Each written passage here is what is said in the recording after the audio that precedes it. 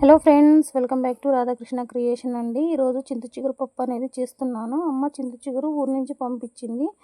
మాకు ఇంటి వెనకలే చింత చెట్టు ఉందన్నమాట. ఆ చెట్టు నుంచి కోసి పంపించింది అనమాట. తమ్ముడు వస్తుంటే ఇదిగోండి ఒక గ్లాస్ వచ్చేసి కందిపప్పు గిన్నెలో నీట్గా వాష్ చేసి ఒక 10 నిమిషాలు నానబెట్టి పక్కన పెట్టుకోవాలి. ఇప్పుడు వచ్చేసి పప్పు కుక్కర్ తీసుకోవాలి. పప్పు కుక్కర్లో నీళ్ళు పోసిన తర్వాత మనం 15 నిమిషాలు అట్లా నానబెట్టుకున్న కందిపప్పు వేసేసి అలాగే 4 టమోటాలు కట్ చేసి పప్పు కుక్కర్లోకి వేసేసేయాలన్నమాట. అలాగే 3 వంకాయలు కూడా కట్ చేసి పప్పు కుక్కర్లోకి వేసేసేయాలి. చింత చిగురు అనేది కొంచెం మనము వాష్ చేసి పెట్టేసుకుంటాం కదా, అలాగే చింత చిగురు కానీ వేసేసేయాలి. ఉప్పు కారం కూడా వేసుకోవాలండి. ఒక చిన్న ఆనియన్ కూడా కట్ చేసి వేసుకోండి. అలాగే కొన్ని వెల్లుల్లి కానీ వేసుకోండి, చాలా బాగుంటుంది.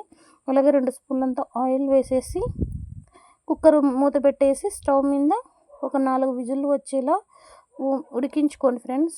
ఇలాగే కుక్కర్ మూతలో విజిల్ పెట్టిన తర్వాత ఇదిగోండి కుక్కర్ మీద విజిల్ ఉంటుంది కదా, ఒక క్లాత్ తడిపి ఆ కుక్కర్ విజిల్ చుట్టూ అలా క్లాత్ పెట్టేయండి.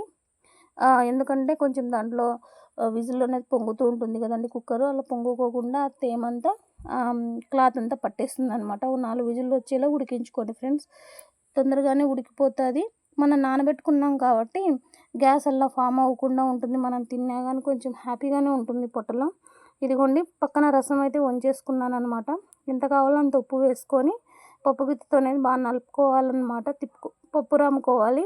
ఇదిగోండి పప్పుకు అయితే నేను రెడీ చేసుకుంటున్నాను. చిన్న కడాయి పెట్టుకొని కడాయిలో 8 వెల్లుల్లి బాగా చిన్నగా కట్ చేసి పెట్టేసుకున్నాను. అలాగే జీలకర్ర, ఆవాలు, కరివేపాకు, ఎండుమిరపకాయలు వేసేసుకొని బాగా కొంచెం బ్రౌన్ కలర్ వచ్చేంత వరకు ఉడికిచ్చేసి ఇప్పుడు పప్పులోకి తర్వాత వేసేసుకోవడమే అండి. అలాగే కొంచెం పప్పు కట్టు కూడా తీసుకున్నాను, దాంట్లోకి కూడా వేసేసుకుంటున్నాను. ఇది చింత చిగురు పప్పు అయితే రెడీ అయిపోయింది ఫ్రెండ్స్. చాలా టేస్టీగా ఉంటుంది. అలాగే అమ్మకి చింత చిగురు కదా, చాలా బాగుంటుందండి. మా నాన్న ఇట్లా చింత చిగురు కాలం అంటే ఇట్లా వేసవకాలం వచ్చినప్పుడు చింత చిగురు చేస్తూ ఉంటాం కదా, పప్పు చట్నీ. అలా మా నాన్నతో ఫైట్ అనేది ఇంట్లో ఉంటుందన్నమాట మా అమ్మకి. ఎందుకంటే మా నాన్న పెద్దగా తినడు, మేము నలుగురం ఇష్టంగా తింటాం అనమాట. నేను, మా చెల్లి, మా తమ్ముళ్ళు ఇద్దరము. మా కోసం చేస్తుంది friends. Thank you so much. Bye.